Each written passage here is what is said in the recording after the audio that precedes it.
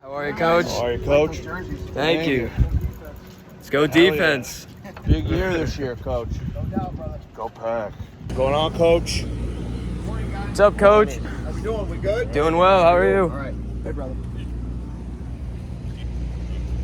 It's JB. That's gonna be our normal thing here. Yeah, it's now our second intimate interaction with Coach JB. That guy's the man. D-line is looking tough. Hell yeah, Coach. Tough. dude. I like that 2-6. Nice to see you again, Hell Coach. yeah. Happy birthday to the man. Savages. Hell yeah. That's right, it's his birthday. Hell yeah. I think there's still a good chance JB hasn't. Well, let's ask this guy if Coach Barry's coming. Okay. Oh, he's going the freaking wrong way. Who is that? It's Coach Barry. Defensive coordinator. Have a good day, Coach. All right, so this is now 2 days in a row. Joe Barry has exited his normal exit, but this time took a left. Perhaps we were not becoming as close of friends with him as we once believed we were. I mean, it seems personal at this point. Clearly, we're waiting for the man at the corner that we've spoken to him while he had a bike every day. And for the last 2 days, he's been swerving us on said bike. JB, come on, man, not cool. Camp. Just saw Coach Barry. So we were really getting concerned there that JB, Coach Barry, was kind of getting sick and tired of us and avoiding us the past couple days last week because he was taken that way. But today we waited it out. It really felt like a while there that JB was going to be. We thought he snuck out the other exit on the other side of the Nitschke field there to avoid us completely today.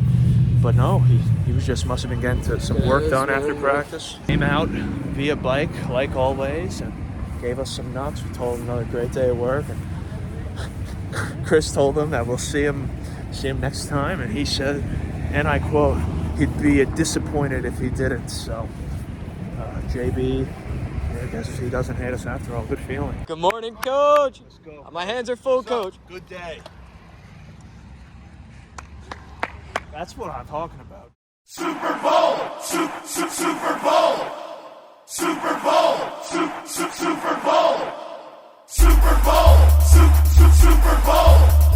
Super Bowl, Super Bowl. Green Bay Packers. What's going on, everyone? This is Joe Ivan here with the Weekly Cheese, and as you can see, I'm not standing with Chris today, but we have finally obtained our dream interview after weeks of chirping this man on the street as well as his defense. We got him here. Coach Barry, the Packers defensive coordinator. What's up, fellas? Thanks so much for sitting down with us. Absolutely. It's good to see you guys. It's great. It's a pleasure. I mean, 3 weeks now into camp. Clearly, it's your second time around at this thing. Just What is your favorite part of Packer training camp? Because as a first-time spectator, I've just been really in shock at how unique of an experience this is. Yeah. Well, the first thing with, any training camp, the number one goal is, just to kind of set the stage for the season, get everyone back in together.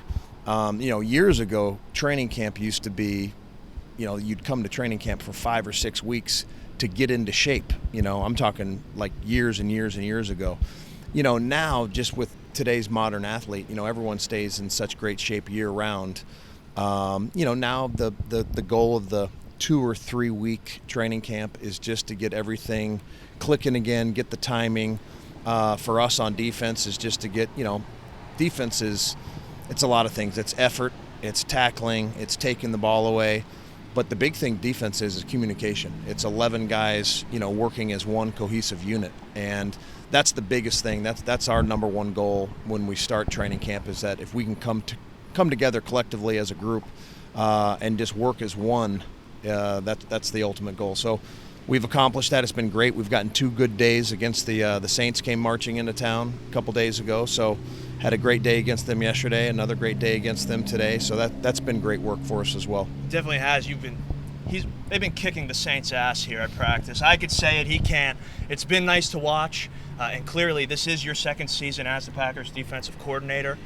And now you're coming into the year with already established respect and rapport with the locker room. Yeah. So how does that change your approach with the guys coming into year 2? The approach really doesn't change. I definitely think I'd be lying to you if it's not different. I never want to say the word easy, but it's definitely different going into year 2.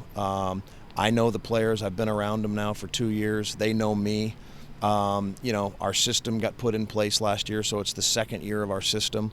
But even though it's the second year and all those things being said, it's still training camp. It's still a grind. We're still working. We have new guys that weren't here a year ago, both veterans, and then obviously we got 2 pretty damn good rookies that we're excited about. But every day is a new challenge with a rookie, just because, like I tell, Quay is very hard on himself. It's a reason he's gotten to be where he's at. But you got to understand, coming in as a rookie, learning an NFL playbook, it's like literally going to another country, learning another language.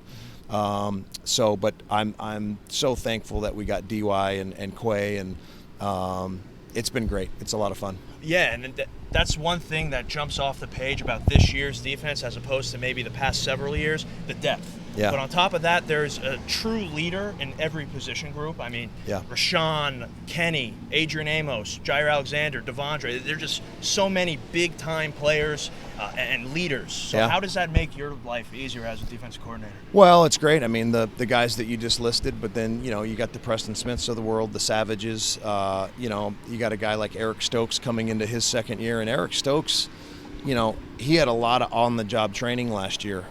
He came in and we were kind of, spoon feed him along. Jair gets hurt. He ends up starting 14 games for us. So, we have a number of not only, I think it's so important in football, in team sports, is not only to have good players, but to have good guys too. And we got a group of unbelievable guys when you talk about character, when you talk about they truly care about each other. Of course they want to have the individual success. Everyone does. But they want the team to succeed. They want the defense to succeed. They want the team to win. And, when you get a bunch of good players that are great guys, you got something special. Yeah, and it seems to be the whole league and all sports landscape has taken note of that. This defense has top 5 hype surrounding it right now, and rightfully so. Yeah. But clearly, there's always room for improvement. Sure. So, what do you envision this defense's identity to be, and what do you guys need to improve upon in order to get there? Well, I hopefully our identity every day is that we're going to play hard, fast, and physical, and that goes into specifically any great defense through the history of time that we've all witnessed or that I've personally been a part of. They tackle and they take the ball away, and I think that's something that we preach every single day, and it starts with just playing with relentless effort.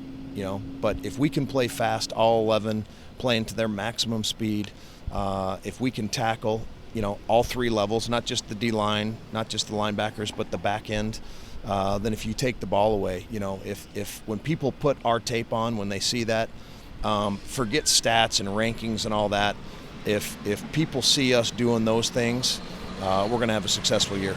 And that's what was extremely obvious. The difference between 2 seasons ago and last season was the tackling was better. And Yeah. that's something I remember in your intro press conference you talked about, Yeah. tackling and takeaways. And Yeah. it showed year one. Yeah. And I bring that up because when you did get the job, Coach, I was not one of these pundits, but there was some hate Sure, yeah. coming out of the woodworks. You were a And- hater. That's fine. Oh, I was not a Yeah. hater. Oh, no. I was a Joe Barry guy from the moment you got hired. I was all for it. But I fought with haters Yeah. on the internet I love on it. your behalf. And I just want, how does it feel coming into this year? How large do your Yeah. nuts feel coming into this year Well, after what you did last season? You know what? I'll answer that question like this. I think life, and I think that's I don't want to sound like an old guy here, but I do think that's a large problem in society is that everybody wants instant success. Everybody wants, like you guys. I applaud you guys for being able to go out on your own, do this podcast. It's awesome. Life's hard, man. It's a grind. You're going to get kicked in the teeth. You're going to get knocked down. Your elbows are going to be bleeding. Your knees are going to be bleeding. But that's where you learn. That's where growth happens. So every experience I had coming up in this league, I've been in the league for 22 years. I had some magical years. Won a Super Bowl. Went to another Super Bowl and lost. Had some rough years. Detroit had one of the roughest years in the history of the NFL. But I know one thing, I learned from it, and I grew from it, and I got better from it, and it hardened me, and it toughened me. And that's what life's about. You know, if you get your ass knocked down, jump up. If you get your ass knocked down again 10 times, 100 times, jump up and freaking sprint, put your head through the door, and keep fighting and scratching. Hell yeah, no such thing as failure, only success or learning, right, Coach? Yes. Well, that's really all I have for you. I appreciate the time. Chris, you have anything for Coach? I have one question, Coach. As you've seen, Coach, for the past few weeks, I've lived in this Darnell jersey. Yeah. I mean, from the first day I arrived, I could Do you tell. have multiple of them, or I have do you at least multiple wash of them? them. Okay, I wash good. them. Just I wanted to take make care sure. of myself. However, I'm just dying for the guy's attention, so I haven't taken it off. However, he's had to at least put on at least 20, 25 pounds this year. He's out there early with Jair. Yeah. The guy just looks successful already. He's coming Yeah. off a decent year last year. Is that something that he comes to you and talks to you about and says, hey, Coach, I'm ready to take the next step? Or is this something that he's done personally? Darnell's one of those kids that he wants to be great, you know. But with that being said, like all of our guys, they want to be great, but not at the – there's a lot of players, there's a lot of people in the world that want to be great, but they do it in a selfish manner. The thing I love about Darnell and all of our guys is they individually, they want to be great. You know, they want huge contracts and all those things. Shoot, everyone does. But what they ultimately want is for this defense to succeed, this team to succeed. And Darnell's he's one of our leaders. He is. And I can't wait. You know, he had a little bit of a stumbling block with the hamstring, got hurt on family night, but he ran yesterday, felt good today, so he'll be fine, and I can't wait to watch 26 fly around. Neither can we. Well, we'll close it off here on the Weekly Cheese. Every time we send it off, I like to say the cheese stands alone. Yeah. Would you do the honors this time, Coach? Absolutely, boys. Just remember, hey, the cheese stands alone. That's right. Thank you, Coach, so much. See you guys. Thank you so much, Coach. All right, boys. Anytime. Come on, Pack!